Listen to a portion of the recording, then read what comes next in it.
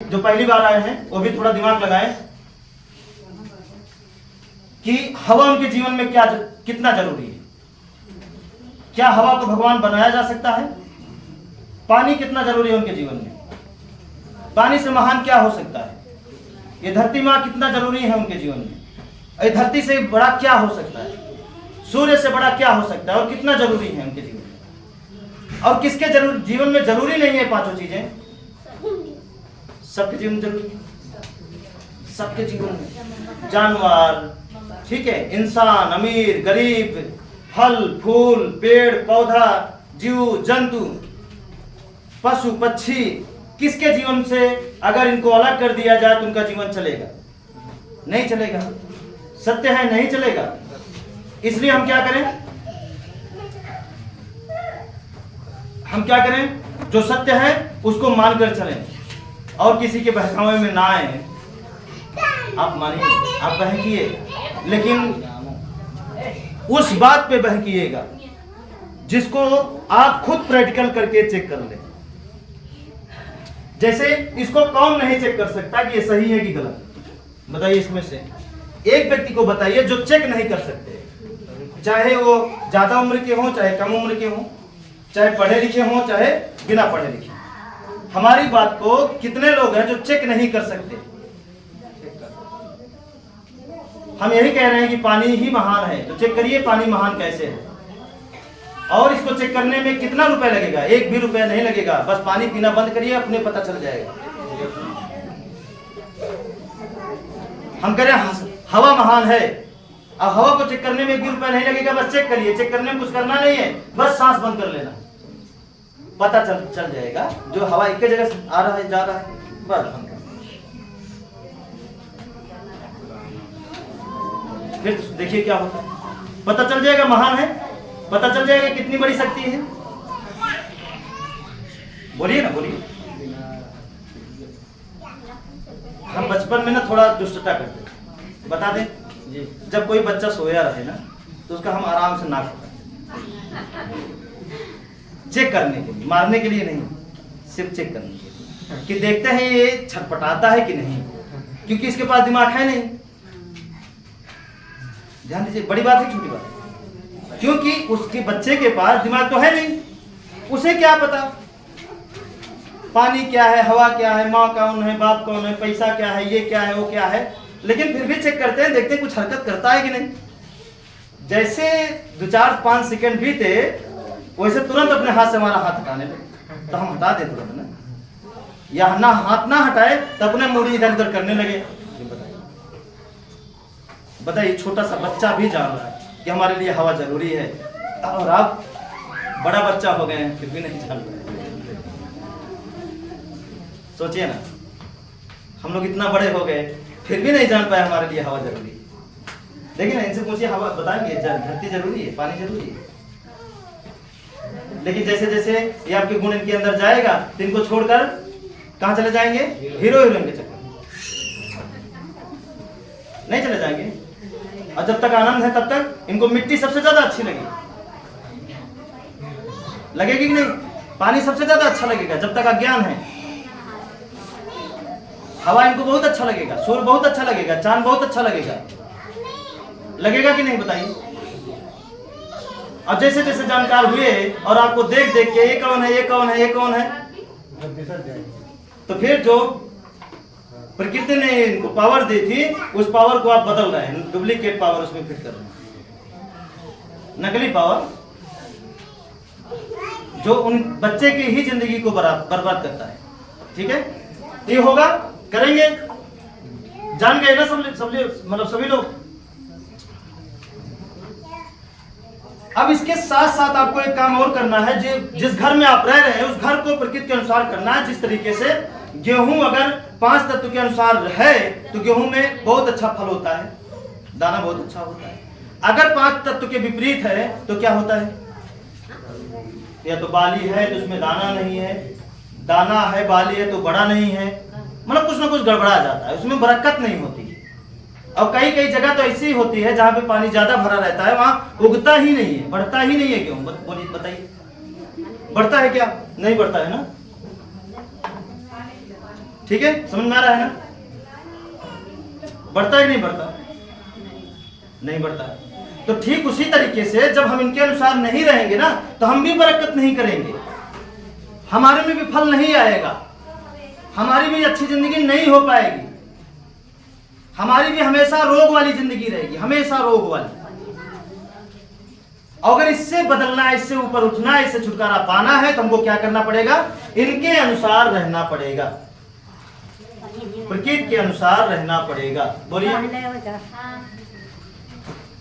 क्या करना है?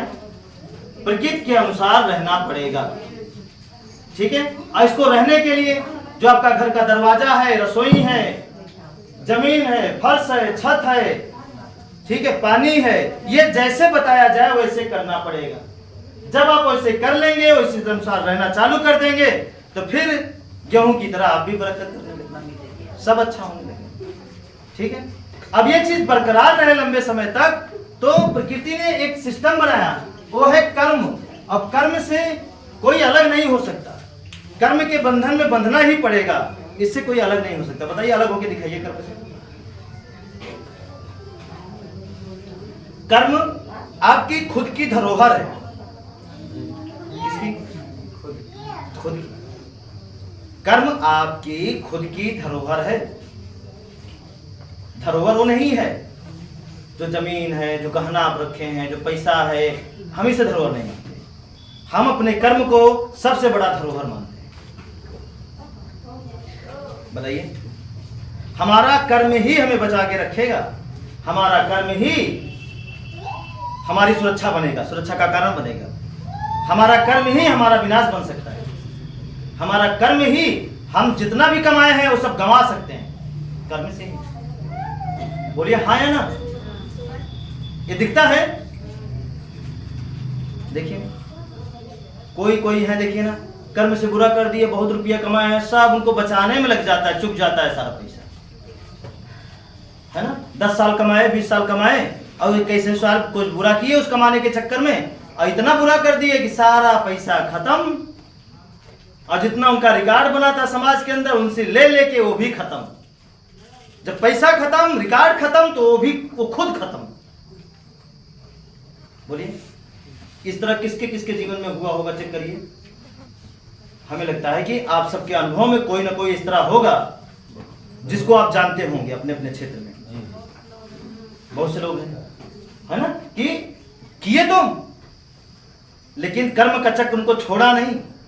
पहले ऊंचाई पे उठाया, फिर ऐसा गिराया, ऐसा गिराया, ऐसा गिराया। अच्छा, चोट कब लगती है? यहां से गिरेंगे तो, या वहां से गिरेंगे तो? ज्यादा चोट कहां लगती है? कब लगती है? बताइए हाँ है ना? सही बात है। अच्छा, और ज्यादा अगर चोट लगनी है तो फिर पेड़ से गिरिए, और ज्यादा चोट लगना चाहते हैं तो खंबे पे चढ़ जाइए, वो वाला टावर वाला, उससे गिरिए। मतलब जितने ऊंचा जाएंगे उतने ज्यादा नरक में जाएंगे। थोड़ा चेक करिए। तो कभी कभी प्रकृति बुरा कर्म वालों को ना इतना ऊंचाई उठा देती है, इतना ऊंचाई पे, इतना ऊंचाई पे, इतना ऊंचाई पे, फिर वहां से गिराती है। गिरो, फिर क्या होता है? नहीं माता जी, उठने लायक नहीं जब ढंग से गिराती है, तो इसका मतलब है वो जब गिरे नहीं है, ढंग से गिर रहे हैं।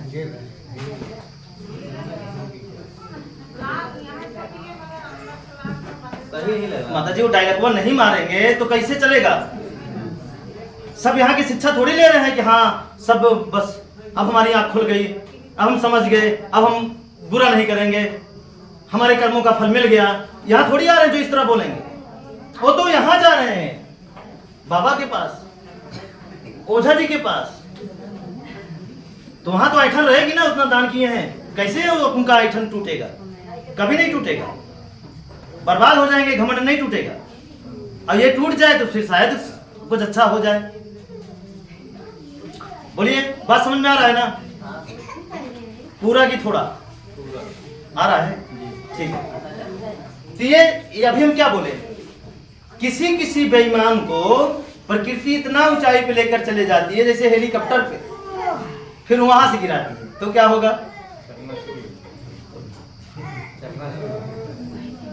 चकनाचूर।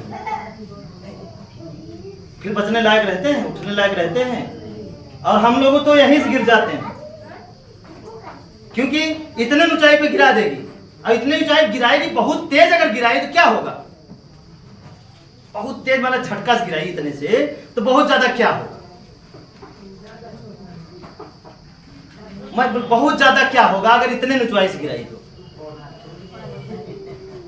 नहीं।